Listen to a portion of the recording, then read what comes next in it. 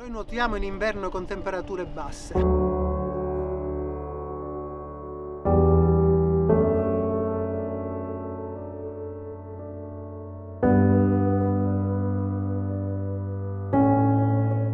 mio nome è Antonino e faccio winter swimming qua in Sicilia da un paio d'anni. Winter swimming è nuoto d'inverno e consiste nel nuotare appunto d'inverno in mare aperto senza l'ausilio di mute o di altri apparati per mantenere la temperatura del corpo, solamente la cuffia per la testa e gli occhialini.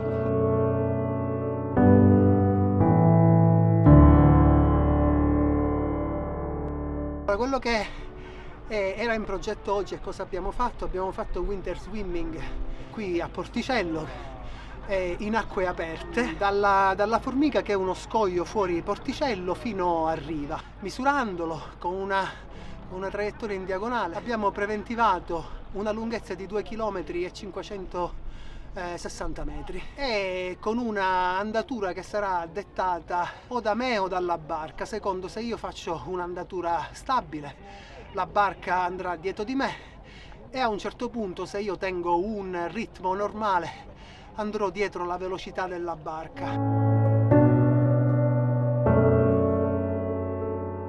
L'Isola della Formica è uno dei posti, direi, più belli che abbiamo noi qui vicino a Porticello.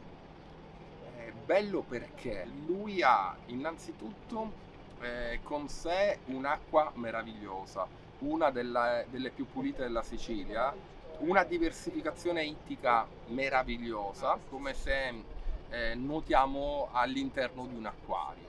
Occhiate, dentici, ricciole, aragoste, polpi, murene, quasi quasi pensiamo a un pesce e alla formica lo trovi. Profondità massima 65, profondità minima si ha la possibilità di camminare sullo scoglio.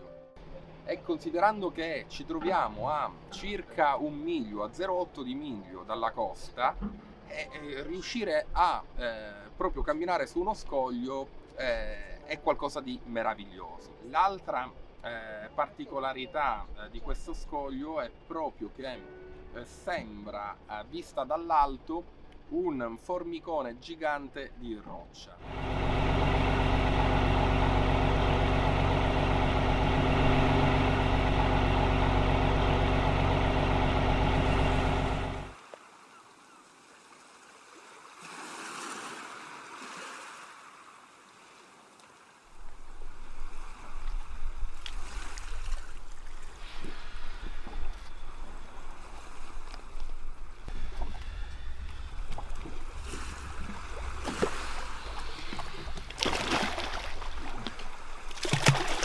Pronti? Partenza, via!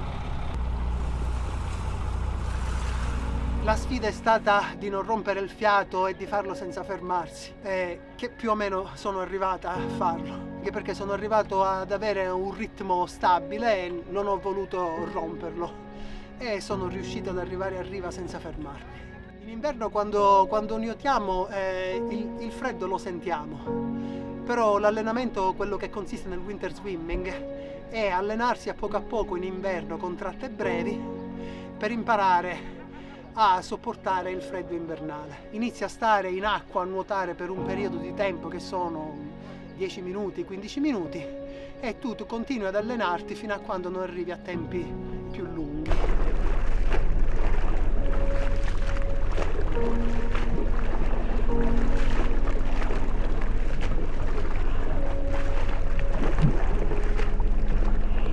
Per concentrarsi durante il nuoto ci vuole un certo tipo di concentrazione perché la distanza è molto lunga e in ogni caso devi avere un'andatura che è costante.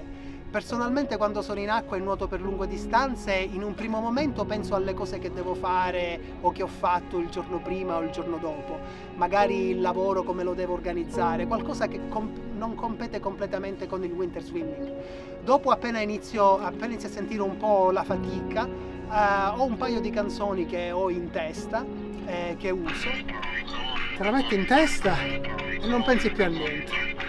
e generalmente uso o le frasi o i ritornelli certe volte strumentali che mi aiutano a settare una certa velocità che sarà costante e quindi stranamente funziona, posso andare a una velocità costante senza stancarmi e molto spesso è quello che tu devi usare nell'ultima parte della tua challenge, quando tu vedi che magari non ce la puoi fare però vedi il finish line, allora continui con quella musica fino a quando non finisci. Abbiamo percorso circa 0,7 di miglio, mancano circa 0,3. Perfetto, un altro poco più a destra.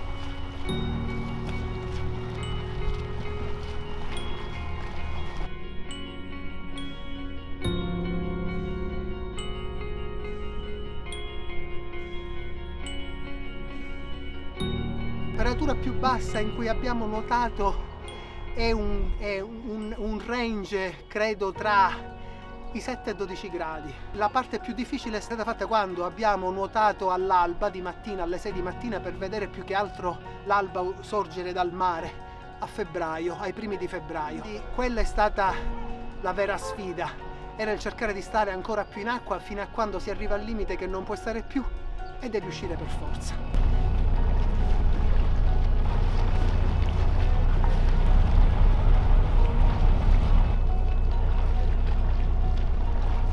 Che consiglio a chi si vuole cimentare in questo sport è uno sport prima di tutto fisico ma anche mentale. Partire con distanze brevi, allenarsi su quella distanza e farlo non per qualcosa che si deve fare ma per il puro piacere di farlo.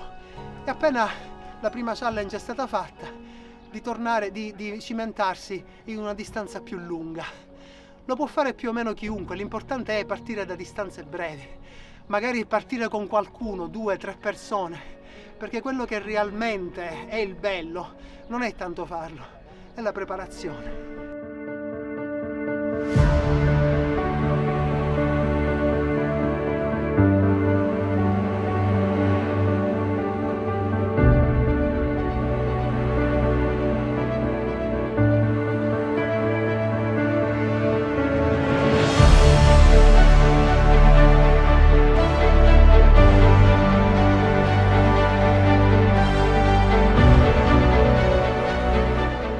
Fatto!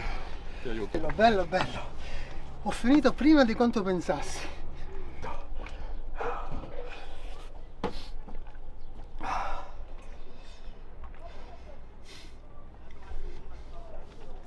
No, la guardavo. Sì. Ed era qua. Sì, esatto. Quando esci però avevi le gambe di legno. Ma Così. io ti guardavo da là e ti facevo così, ok, come per dire. Così, facevo così e poi. Però stranamente uscendo molto meno problemi, a parte che perdo un po' l'equilibrio perché ancora si dà così, però a posto.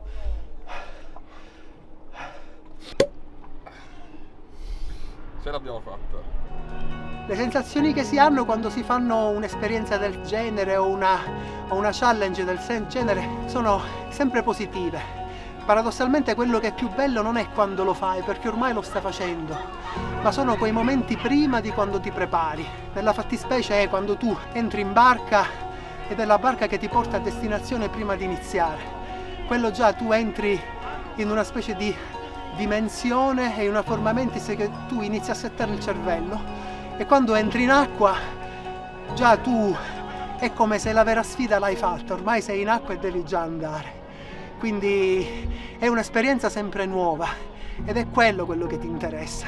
Anche se tu lo fai diverse volte, anche se tra una settimana ne farai qualcosa di simile in uno specchio d'acqua diverso, è sempre una cosa nuova ed è questo il bello.